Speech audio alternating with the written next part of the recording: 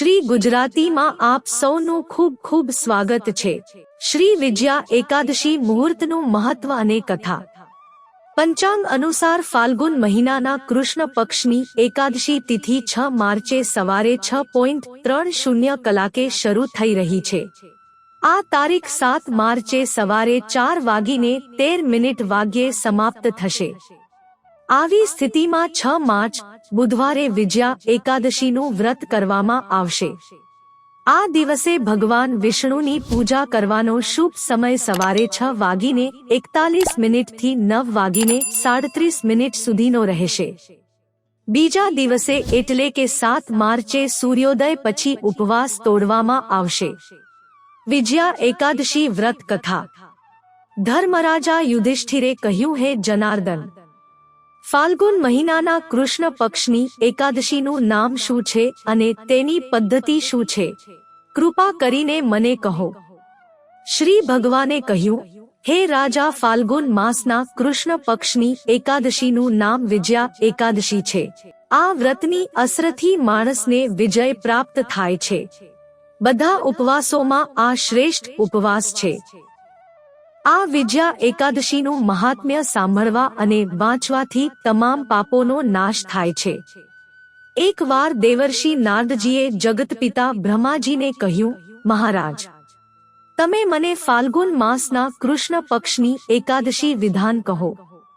બ્રહ્માજી કહેવા લાગ્યા કે, હે નારદ, વિજયા એકાદશીનું વ્રત જૂના અને નવા પાપોનો નાશ કરે છે। આજ સુધી મેં આ વિજયા એકાદશીની પદ્ધતિ કોઈને કહી નથી। તે તમામ મનુષ્યોને વિજય આપે છે। ત્રેતાયુગમાં મર્યાદા પુરુષોત્તમ શ્રી રામચંદ્રજી 14 વર્ષ માટે વનવાસમાં ગયા ત્યારે તેઓ શ્રી લક્ષ્મણ અને સીતાજી સાથે પંચવટીમાં રહેવા લાગ્યા। જ્યારે દુષ્ટ રાવણે સીતાજીનું અપહરણ કર્યું ત્યારે શ્રી રામચંદ્રજી અને લક્ષ્મણ આ સમાચારથી અત્યંત દુઃખી થયા અને સીતાજીની શોધમાં નીકળ્યા। ફરતા ફરતા જ્યારે તે મૃત્યુ પામતા જટાયુ પાસે પહોંચ્યો ત્યારે જટાયુએ તેને સીતાજીની વાર્તા સંભળાવી અને સ્વર્ગમાં ગયો। થોડે આગળ ગયા પછી તેણે સુગ્રીવ સાથે મિત્રતા કરી અને બાલીની હત્યા કરી। હનુમાનજી લંકા ગયા અને સીતાજીને શોધીને તેમને શ્રી રામચંદ્રજી અને સુગ્રીવની મિત્રતાનું વર્ણન કર્યું। ત્યાંથી પાછા ફરતા હનુમાનજી ભગવાન રામ પાસે આવ્યા અને તેમને તમામ સમાચાર સંભળાવ્યા। શ્રી રામચંદ્રજીએ વાનર સેના સાથે સુગ્રીવની સંપત્તિ લંકા માટે છોડી દીધી। જ્યારે શ્રી રામચંદ્રજી સમુદ્રમાંથી કિનારે પહોંચ્યા ત્યારે તેમણે મગર વગેરેથી ભરેલો તળિયા વિનાનો સમુદ્ર જોયો અને લક્ષ્મણજીને પૂછ્યું કે આ સમુદ્ર કેવી રીતે પાર કરીશું? શ્રી લક્ષ્મણે કહ્યું, હે પૂરણ પુરુષોત્તમ, તમે મૂળ પુરુષ છો, તમે બધું જાણો છો। અહીંથી અડધી યોજન દૂર કુમારી દ્વીપમાં વક્દલભ્ય નામના ઋષિ રહે છે। તેણે ઘણા બ્રહ્માઓને જોયા છે। તમે તેની પાસે જાઓ અને તેનો ઉપાય પૂછો। લક્ષ્મણજીના આવા શબ્દો સાંભળીને શ્રી રામચંદ્રજી વક્દલભ્ય ઋષિ પાસે ગયા અને તેમની વાત સાંભળીને બેસી ગયા। ઋષિએ પણ તેમને માનવ સ્વરૂપે પૂરણ પુરુષોત્તમ માનીને પૂછ્યું કે, હે રામ, તમે કેવી રીતે આવ્યા? રામચંદ્રજી કહેવા લાગ્યા કે, હે ઋષિ, હું મારી સેના સાથે અહીં આવ્યો છું અને રાક્ષસોને જીતવા લંકા જાઉં છું। કૃપા કરીને મને સમુદ્ર પાર કરવાનો કોઈ રસ્તો જણાવો। આ માટે હું તમારી પાસે આવ્યો છું।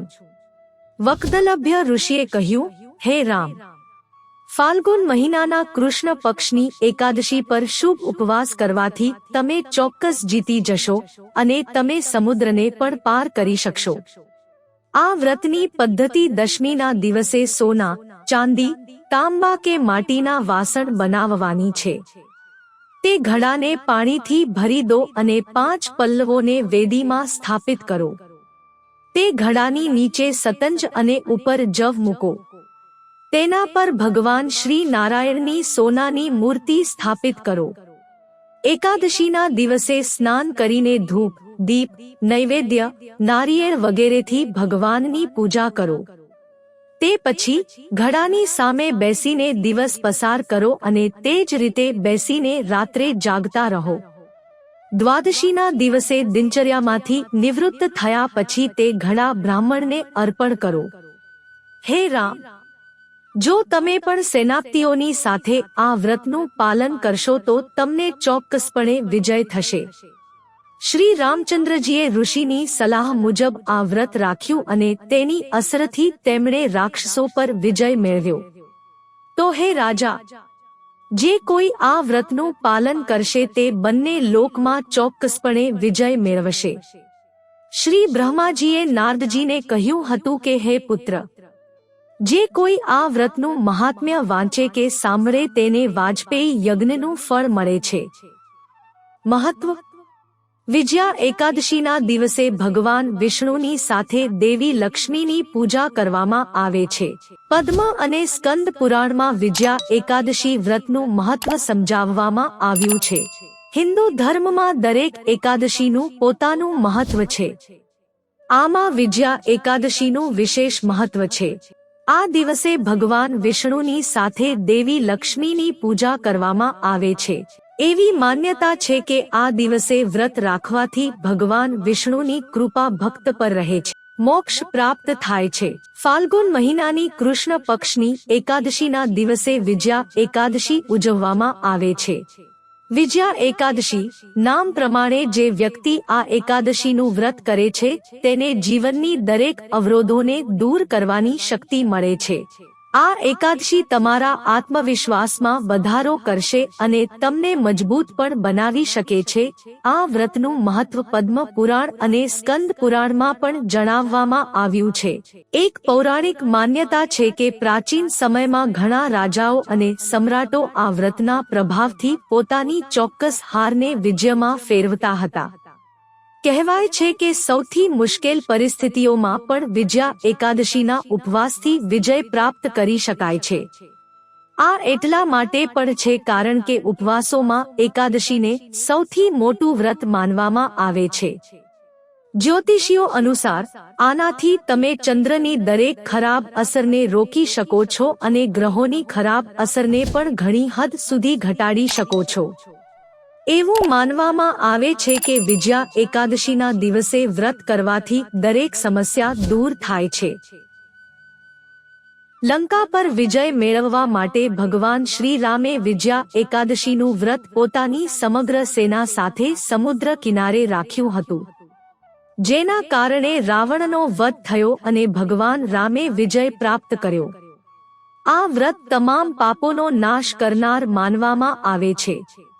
આ એકાદશી વ્રતની સીધી અસર મન અને શરીર પર પડે છે.